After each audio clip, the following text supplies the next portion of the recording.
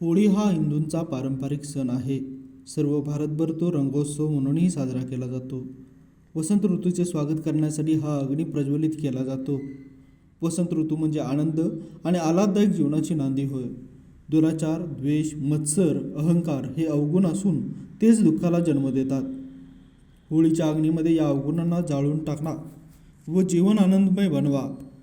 सनातन हिंदू धर्म अतिप्राचीन असून अहिंसा व शांतीचा पुरस्कार करणारा आहे. विश्व धर्म कुटुंबकम हे या धर्माचे ब्रीदवाक्य आहे.